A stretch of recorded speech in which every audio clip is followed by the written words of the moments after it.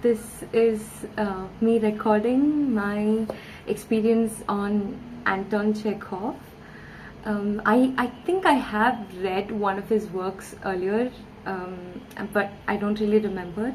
Anyway, there's a lot of hype about this person, and I'm not a critic or like a professional, like, oh, I'm going to analyze it this way, that I'm just a reader who enjoys reading, and I'm going to read this story and give my opinion on the go without really formulating like it in my mind and then later putting it out. Maybe one day I will become like a critic and like say it in a very formal way and say things like according to this, according to that, but like today I'm just a reader, I'm just a simple reader, and I'm going to read Misery by Anton Chekhov. To whom shall I tell my grief? The twilight of evening. Big flakes of wet snow are whirling lazily about the street lamps, which have just been lighted, and lying in a thin soft layer on roofs, horses' backs, shoulders, caps. Yona Potapov, the sledge driver, is all white like a ghost. He sits on the box without stirring, bent as double as the living body can be bent. If a regular snowdrift fell on him, it seems as though even then he would not think it necessary to shake it off. His little mare is white and motionless too. Her stillness, the angularity of her lines, and the stick-like straightness of her legs make her look like a half-penny gingerbread horse. She is probably lost in thought. Anyone who has been torn away from the plough, from the familiar grey landscapes, and cast into this slough, full of monstrous lights, of unceasing uproar and hurrying people, is bound to think. It is a long time since Yona and his nag have budged. They came out of the yard before dinner time, and not a single fare yet. But now the shades of evening are falling on the town. The pale light of the street lamps changes to a vivid color, and the bustle of the street grows noisier. Sledge to Vyborgskaya. Oh, so one fun thing about me when I read, I usually skip through the proper nouns. Usually I don't bother to even like try and pronounce the main character's name. I'll be saying my own version of their pronunciation in my head, and usually I just, for example, this is Vyborgskaya. I would have just Vib or Vyborgskaya is how I read it in my head, but I'm going to make an attempt to read it properly now. Vyborgskaya, or maybe it's Vyborgskaya. I'm not sure. I will check on that. Yona hears. Sledge. Yona starts. I don't know if it's Yona or Iona. Starts, and through his snow-plastered eyelashes sees an officer in a military overcoat with a hood over his head. To Vyborgskaya, repeats the officer. Are you asleep? To Vyborgskaya. In token of assent, Yona gives a tug at the reins which sends cakes of snow flying from the horse's back and shoulders. The officer gets into the sledge. The sledge driver clicks to the horse, cranes his neck like a swan, rises in his seat, and more from habit than necessity brandishes his whip. The mare cranes her neck too, crooks her stick-like legs, and hesitatingly sets off. Where are you shoving, you devil? Yona immediately hears shouts from the dark mass shifting to and fro before him. Where the devil are you going? Keep to the right. You don't know how to drive. Keep to the right, says the officer angrily. A coachman driving a carriage swears at him. A pedestrian crossing the road and brushing the horse's nose with his shoulder looks at him angrily and shakes the snow off his sleeve.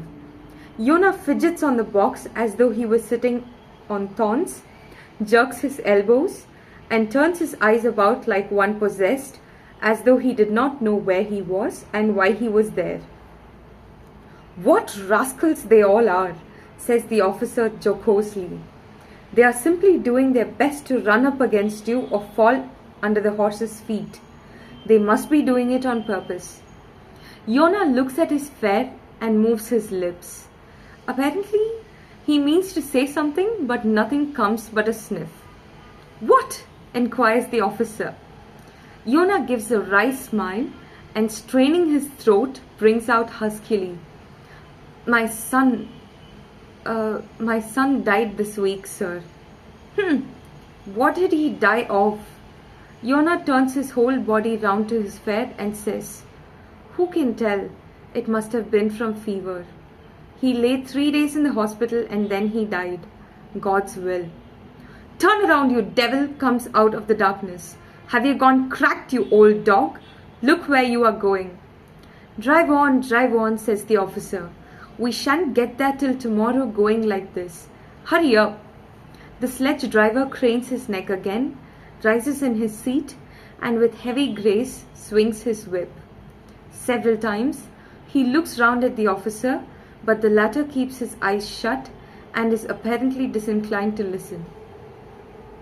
Putting his fare down at Vyborgskaya, Yona stops by a restaurant and again sits huddled up on the box. Again the wet snow paints him and his horse white. 1 hour passes and then another. He's grieving, basically he's grieving, and he's just sad, so he's unable to react to anything. The loss of a child, I think, is one of the most horrible things to happen to people, one of the things that shouldn't happen but happens. I really hope nobody has to go through that.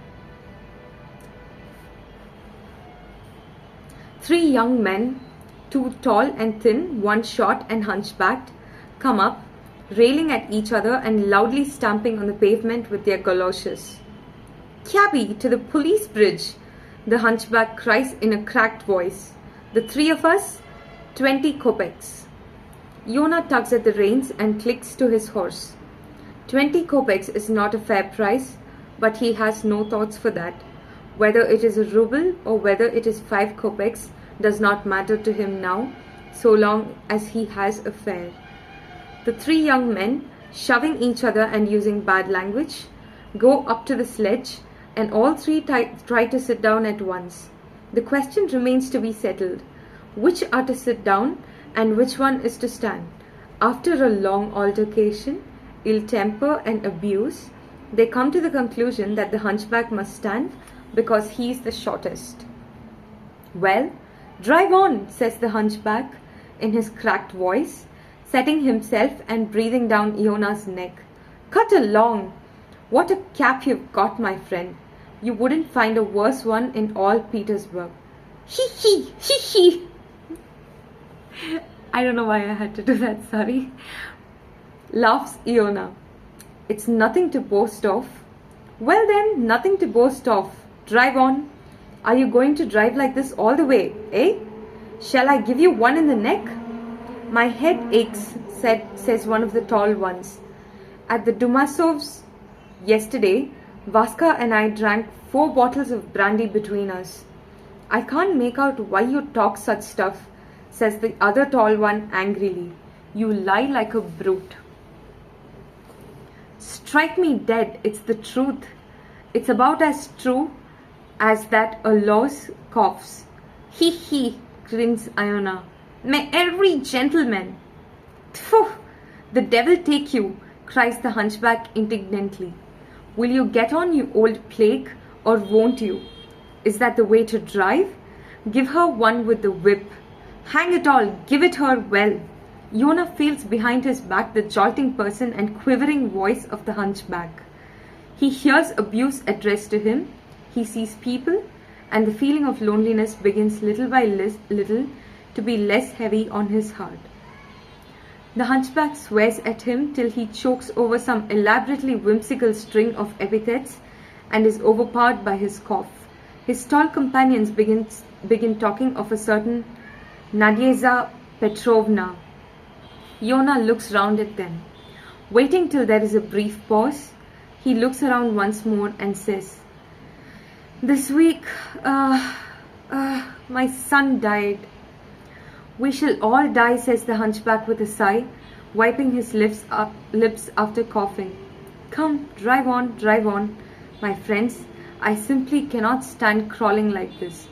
When will he get us there?" "Well, you give him a little encouragement, one in the neck. Do you hear, you old plague? I'll make you smart. If one stands on ceremony with fellows like you, one may as well walk. Do you hear, you old dragon? Or don't you care a hang what we say?" And Iona hears rather than feels a slap on the back of his neck. He laughs. "Merry gentlemen, God give you health." "Cabman, are you married?" asks one of the tall ones. "I? My every gentleman. The only wife for me now is the damp earth. Ho, the grave that is.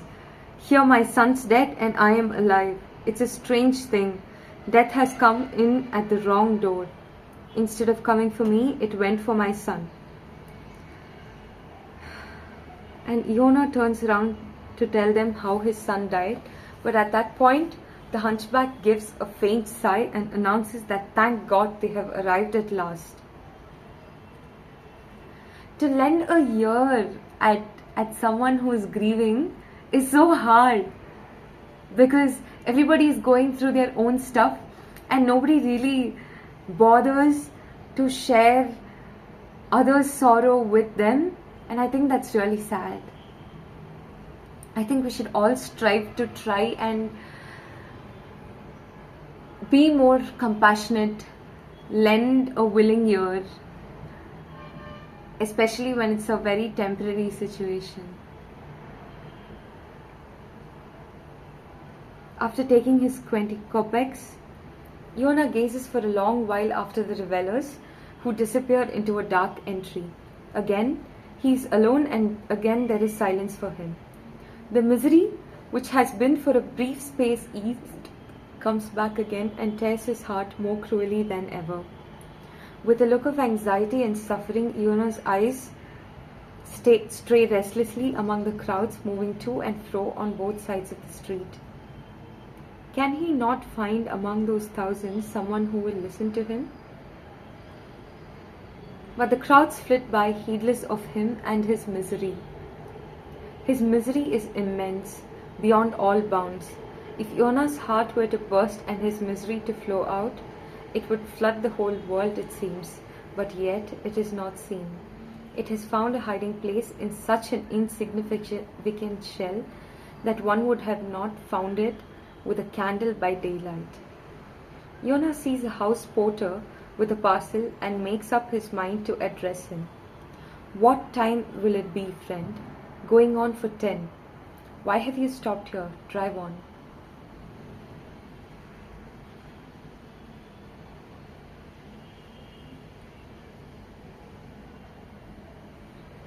This was a bad idea. I don't think I don't like reading aloud. Actually, I changed my mind. Sorry.